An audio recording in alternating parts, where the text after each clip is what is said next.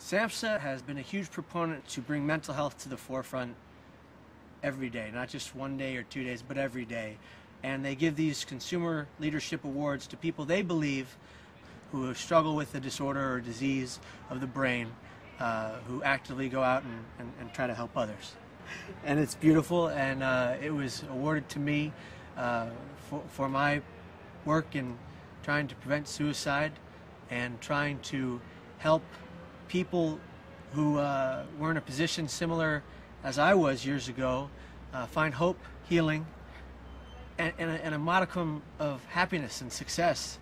I have found all of that, and I've been lucky enough to live 10 years past the day that most thought I would die by my own hands attempting suicide.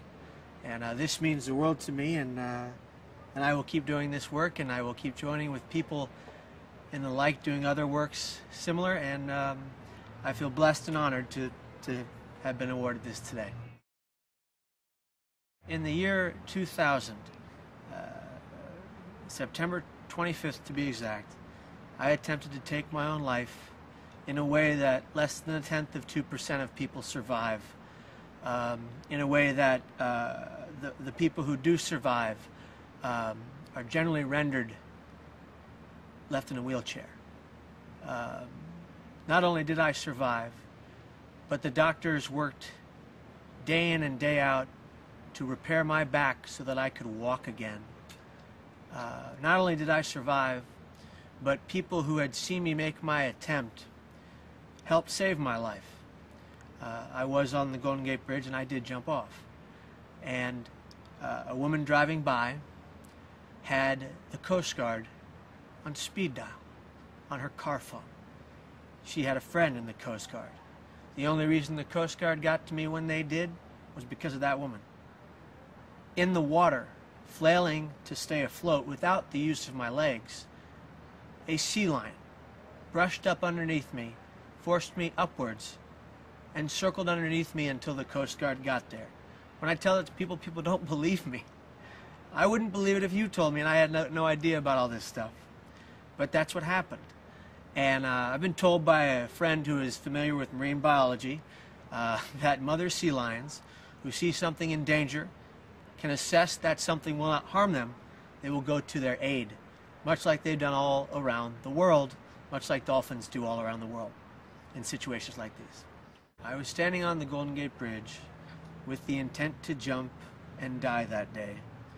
And on the trip getting to the Golden Gate, I had made a pact with myself, much like many suicidal people do, that if someone saw my pain and asked me if I was okay, or something close to those words, I would have told them everything. The question is who would have listened, but that's not where I was. If someone had said something to me like, "Are you okay? Is something wrong? Can I help you?" I would have told them everything.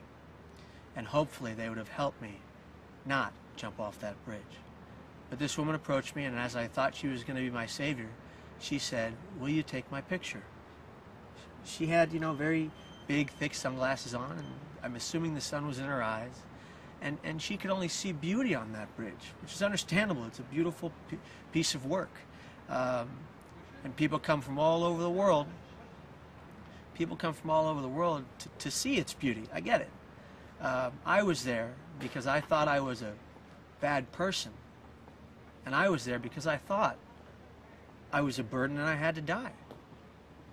And as she walked away with her camera, the thought that crept into my mind was, nobody cares.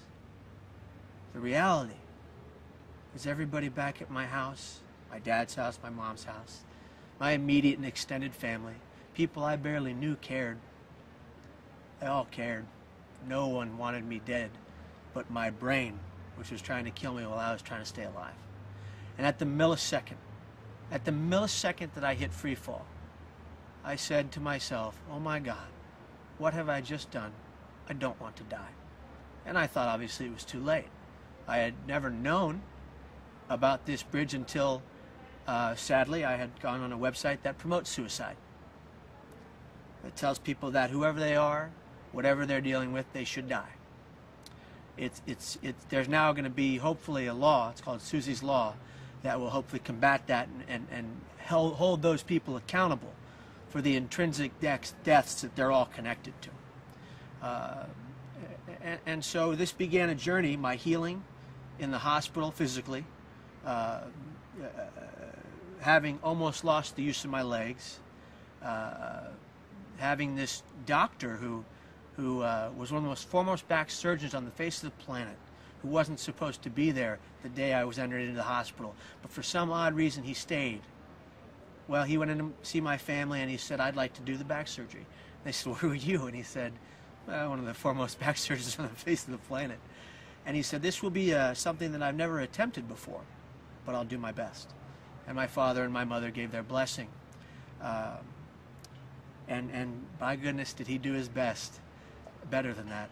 As I got older and I understood what I did and how I got there, I realized that there needs to be suicide prevention education, in my opinion, in every grammar school, high school, college, and major university in the world.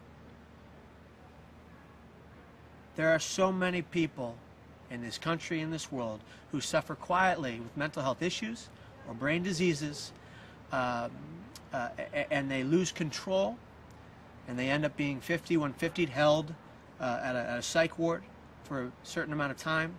The lack of education in the school systems in this country and every country, the lack of education about suicide prevention, about healing with mental illness, because it's possible.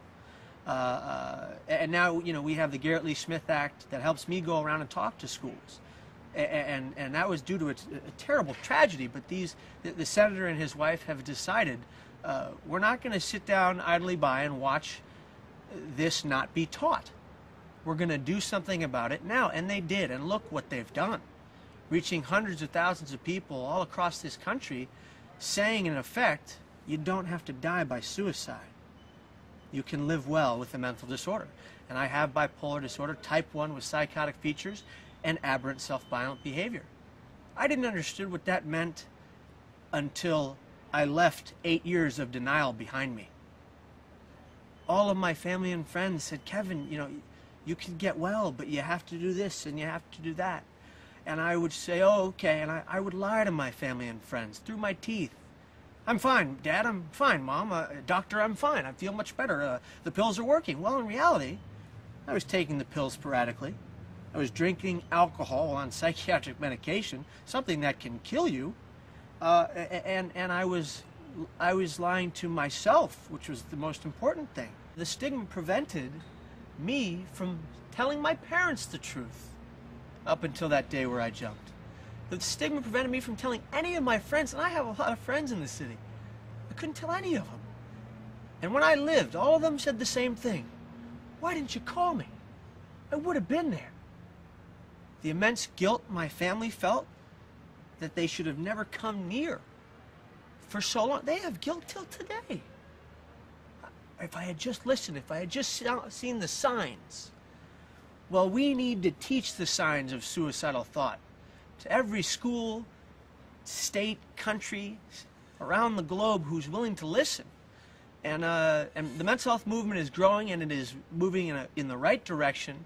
And you're a part of that. You're a big part of that. The California Bipolar Foundation is going out and growing by leaps and bounds in such a short amount of time to not only help people understand what is bipolar disorder, but how you treat bipolar disorder. And it's going to vary between person and their particular grade of disorder, and how you can save a life of someone who is suffering with this kind of mental illness. And you can do that by opening your arms, your hearts, and your souls and saying to the people, "I understand. I empathize.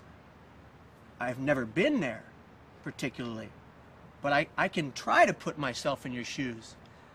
And those are big shoes to fill. And it's painful what you're going through. And to not demean what they feel anymore. To not look at them and say, "Well, that's not real." Wait a minute. The hallucinations I had were real to me. They were purely frightening. The people that told me that I had to snap out of it, get over it, and keep moving were numerous. and the people that didn't understand and demeaned what I told them, i.e. my symptoms on a regular basis, were many.